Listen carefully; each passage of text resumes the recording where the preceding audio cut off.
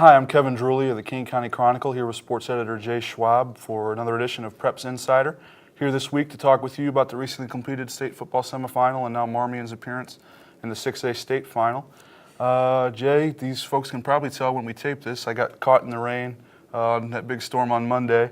For the record, I was wearing a gray polo, but today just a t-shirt. But in any event, we're here to talk football, not wardrobe malfunction, so let's get started. You went down to Vermilion County, saw Marmion and Danville, heck of a finish, heck of a feat for the cadets. Just what are your impressions on that game and them going on to state? Yeah, just what a tremendous accomplishment for Marmion, first in school history to be playing for a state championship this weekend. And you think of a program that just a couple years ago had a real difficult 3-6 season, not even in the playoffs.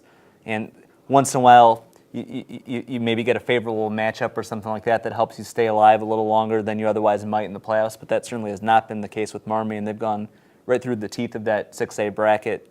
This will be their third straight undefeated opponent. They play this week in Rockford-Boylan after beating a terrific Lamont team and a excellent Danville team this last week. And then, of course, they had to, in the second round, hang on for dear life to beat TF South, another really strong team. So Marmion certainly deserved what they've gotten. It's a school with some superb football tradition. You think of players Larry English and Tom Kutzis, some great ball players they've had through the years, and this is the first bunch to take it to this level. So just a tremendous achievement for Marmion, and they, I'm sure, are enjoying this week greatly as well they should. Now, Boylan on Saturday, certainly the job's not done for Marmion, a real difficult ball game still to deal with if they're going to win that state championship. Kevin, what kind of opponent is Marmion in for when they see Boylan Saturday afternoon? Well, certainly on paper, we know it's another undefeated opponent, which they're getting used to seeing here in these playoffs. Talked earlier this week with the coach of Boylan, Dan Apino, who, like Dan Thorpe, his counterpart at Marmion, they're both in the guidance department and actually know each other in some respects, just with various conferences and just the way the football web kind of spreads around. So they're not, certainly best friends, but they're more than acquaintances is what they're saying. So they know each other a little bit. As for on the field, it seems like, kind of just early looks, Marmion seems to match up really well. Coach Apino also was saying there's no one really in that conference, the NIC 10, that has nearly the kind of running attack that Marmion does with the depth. He said there was a player for Belvedere North that compared a little bit to TJ Lally, one of Marmion's star backs, but certainly no team that had the depth that Marmion does. They just have several guys who can peel off big runs and go behind that line. So he said, too, a little bit of a lost sleep factor just given the depth at running back, the efficient play of the quarterback, Bobby Peters, and also just the mammoth offensive line. With, just they've been running behind them the whole year, and even last year that was the story. Just the big offensive line able to really cultivate the running game. So also have had some ball control issues in these playoffs. He talked a little bit about some ball manufacturers. He said the Baden ball the guys don't like. I knew that Baden made basketballs. I didn't know they made footballs, but they used a Wilson ball in the regular season, he said, and they were fine with that. So I don't know if that's crying in their beer or just a coincidence, but something maybe to watch, or when you're watching the game on Saturday. But defensively, they run a 3-3 stack, and they've got some guys who fly around and get some interceptions and can really flock to the ball. So we'll see how that works. They too run the ball a lot, though they run it out of the spread. Also do a little bit of wing T stuff inside of the spread. Star back actually for a minute, which is to say a week this summer, had transferred to Harlem, a public school in the Rockford district, but kind of was tugging at the heartstrings, missed his old program, so got back to Boylan. So if he hadn't liked his old stomping ground so much, maybe they wouldn't be where they are, because he's definitely been a stud for them. So that's kind of Boylan in a nutshell, an early look, but they're certainly undefeated for a reason. But with the ball control, with the way Marmion gets to the ball and hits and runs itself, you feel like if they keep playing the way they can and use their size the way they can, that they'll certainly be in it like they have all year. But I mean, given that, we've talked about them all year. They've been near the top of the power rankings all year. What, if anything, is most impressive about these guys to you?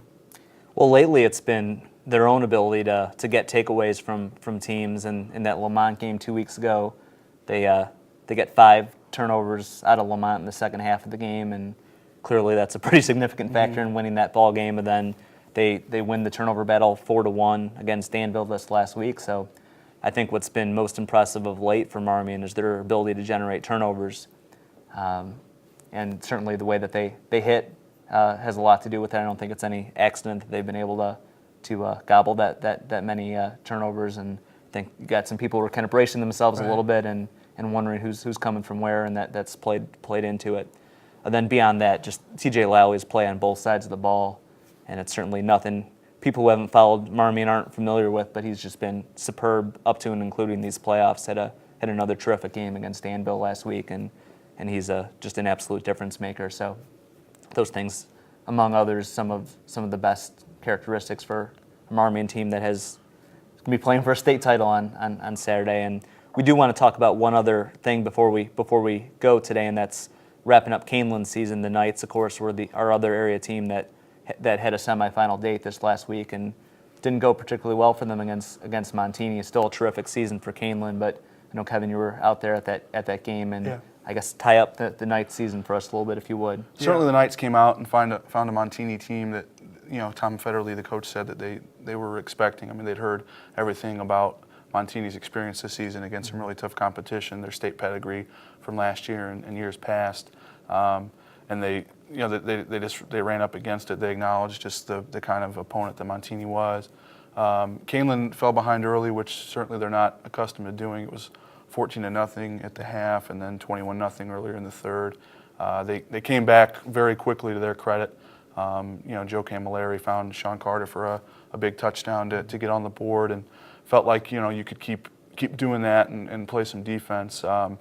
They ran into a guy that if you tune in this weekend of the game or read other things about it online, Jordan Westerkamp, the receiver, he finished with his numbers. I mean, it wasn't like from the first player or so that you thought, okay, this guy's going to have the big game. I mean, he gradually set in and did that, but he was certainly a factor, as well as the Montini defense, which just really gets to the ball, really flies around, and seemed to be the difference.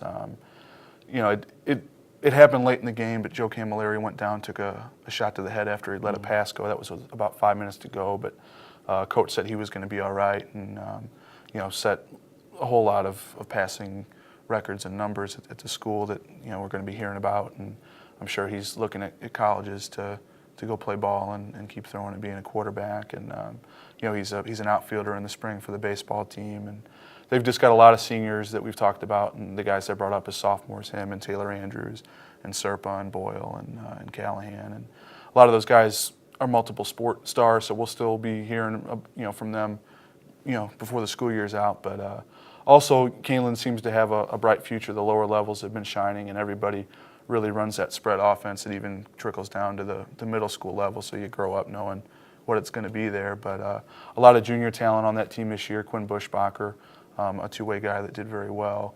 Young guys in the secondary. Corey Harner's one of them. So they lose a lot of seniors, but they'll also be bringing back a fair amount of experience and things. So yeah, definitely that was their first semifinal in 4 years, but the first time they'd been undefeated that deep in the season since they'd won titles in '97 and '98, and that was always kind of the theme of the year. Assistant coaches were on that team, so they come up short, but they had quite a few guys in that all-conference team, and I'm sure a lot of some all-state guys down the road as well, and certainly some postseason accolades that are well deserving for those guys. So. Okay, well, we appreciate you joining us for this week's Preps Insider. A lot of excitement this Saturday ahead with Marmion playing for a state championship, so we're all looking forward to that very much. For Kevin Drewley, I'm Jay Schwab, and thanks for joining us today.